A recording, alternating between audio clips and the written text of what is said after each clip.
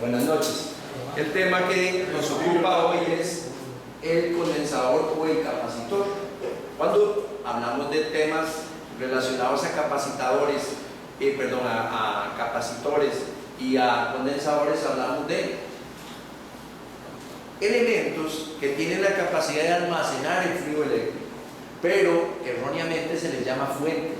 Vean que fuente ya es algo que produce energía eléctrica y él no la produce, la almacena. Entonces desde ahora vamos a hacer ese punto de distinción o de distinción que se distingue uno de otro, ese punto de distinción donde el condensador o capacitor almacena, no es fuente. Bueno, pero es que como decía un estudiante por ahí, profesor, pero bajo ciertas condiciones brota de un voltaje, sí, un voltaje que no fue producido por él, sino almacenado. El condensador o capacitor, en lo que es el escenario automotriz, tiene muchas aplicaciones. Por ejemplo, con un capacitor o un condensador se puede hacer supresión del ruido. Supresión del ruido es un filtro acústico que inhibe lo que es la RFI que hablábamos anoche en la lección anterior y la EMI, que es interferencia electromagnética. Entonces, dentro de algunas de las funciones que en el escenario automotriz tiene el condensador es esa, ser un filtro o minimizar los efectos del ruido de las corrientes de Foucault, que llaman o corrientes parásitas, que en cuestiones de audio, pues como ustedes saben, representan un problema para la acústica, es una distorsión. Otra función que se le da al condensador en el área automotriz es como acumulador para descargarse sobre un elemento llamado solenoide, un inyector. Un inyector en algunos de los sistemas automotrices, por ejemplo riel común, recibe una descarga capacitiva para poder elevar una tensión de 12 voltios a 85.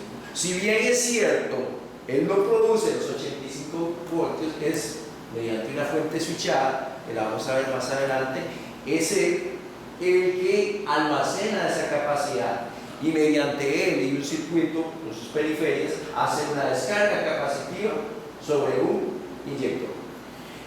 También él puede, por decir así, atenuar picos de voltaje, puede filtrar señales. Entonces esas son las capacidades, como dicen las funciones que tiene en el ámbito automotriz. Ahí tenemos un condensador. Pueden apreciar aquí lo que es, ya vamos a hablar más en detalle. Es la forma más común que lo vamos a encontrar en el ámbito automotriz. Recordemos que el curso va orientado al ámbito automotriz. Nosotros somos técnicos que nos desempeñamos en la parte automotriz, no electrónica, pero tenemos que tener conocimientos básicos y un poquitico más allá de básicos para hacer toma de decisiones en cuanto a gestiones diagnósticas. Y no solo eso, el criterio de juicio de un técnico es mejor cuando tiene una buena base electrónica. Otro detalle aquí que podemos apreciar es su símbolo, ¿lo ven? Condensador. Allá tienen otro símbolo similar al que les acabo de señalar, pero con una polaridad, quiere decir que es un condensador que lleva polaridad. Abajo tenemos un condensador variable y a su derecha, en la parte inferior, el condensador ajustable. Todos esos son aplicaciones de condensadores, no todas están presentes en el ámbito automotriz, que es un detalle importante. Respecto a la forma, a la estructura física que tiene un condensador, por ejemplo, es uno de los que más vamos a visualizar en las diferentes unidades de mando, tarjetas de control y elementos electrónicos. Un condensador, como su nombre lo dice, o capacitor, puede tener esta otra condición. Vean, señores. La función del condensador es la de almacenar energía eléctrica. El condensador está cargado cuando se iguala la tensión UC entre las placas del condensador y la tensión de alimentación UCA. Entonces vean qué interesante. Un condensador siempre va a estar compuesto por dos patillas. Las estoy señalando ahí. Luego va a tener dos placas que son conductores. Esas dos placas van a ser divididas por un elemento dieléctrico. ¿Qué quiere decir, Rubén, dieléctrico? Rubén. Como un metal. Ah, Como un metal. como un metal, ¿no? Juan, ¿qué quiere decir dieléctrico? No da más corriente. Muy bien, ¿qué se comporta como un aislante, Rubén?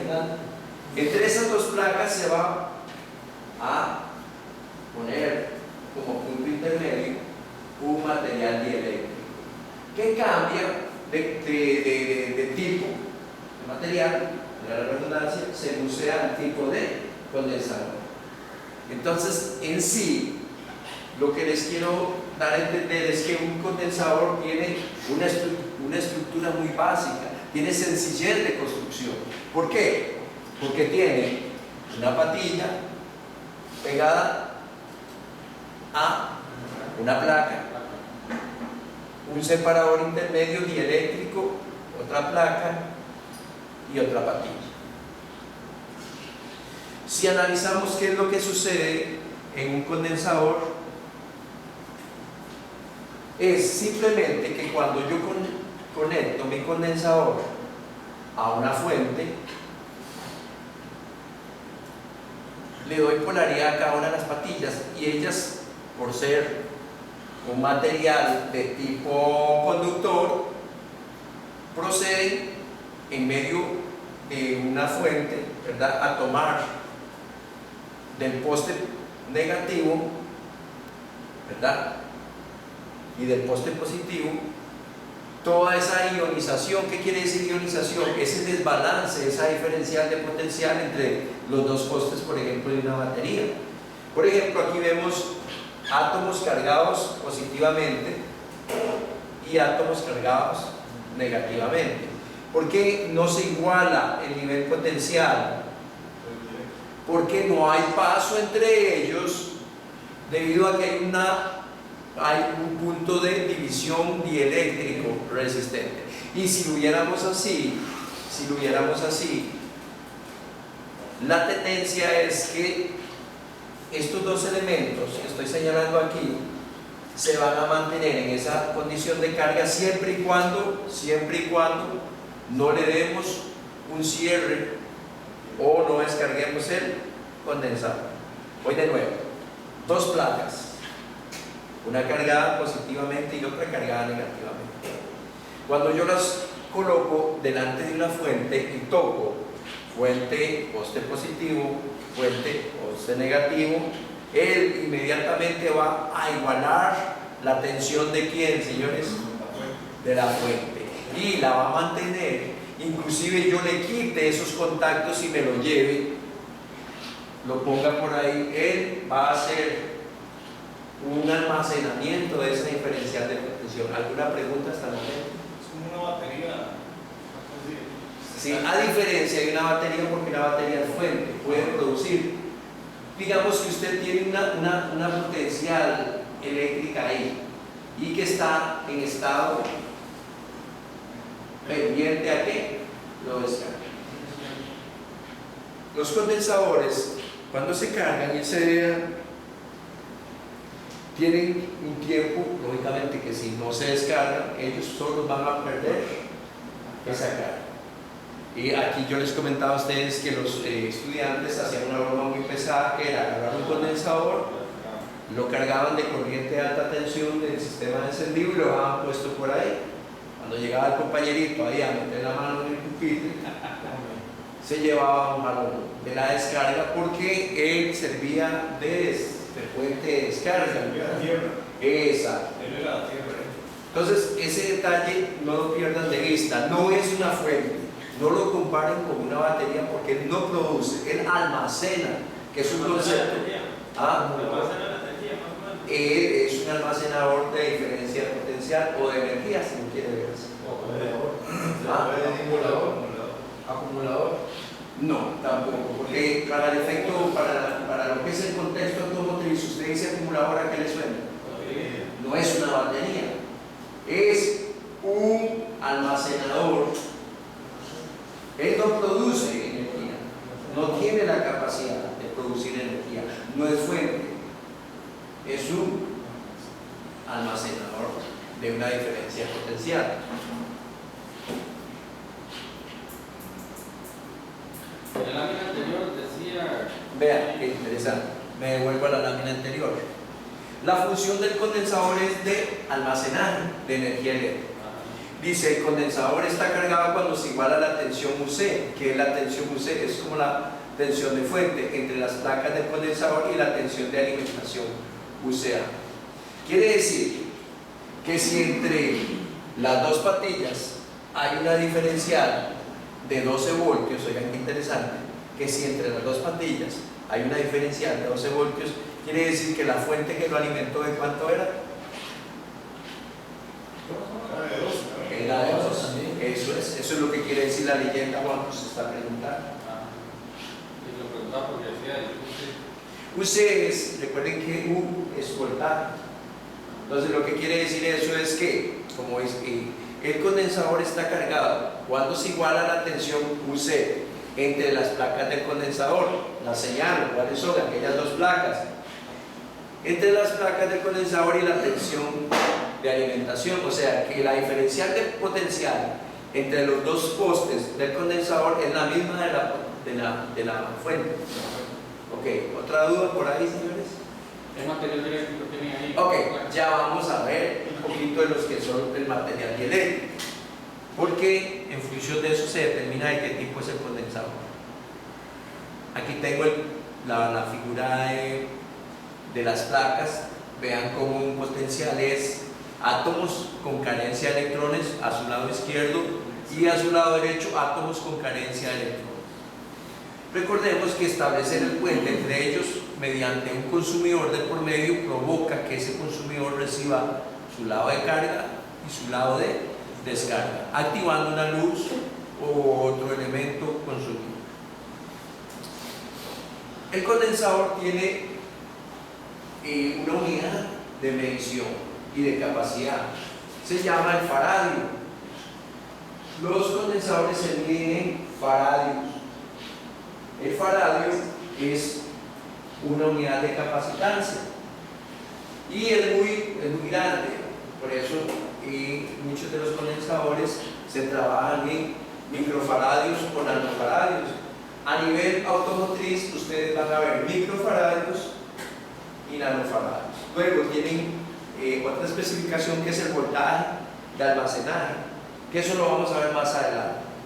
Por el momento ahí se aprecian las unidades de medición del condensador o de capacitancia. ¿Preguntas? Microfaradios y nanofaradios. Sí, puede ser.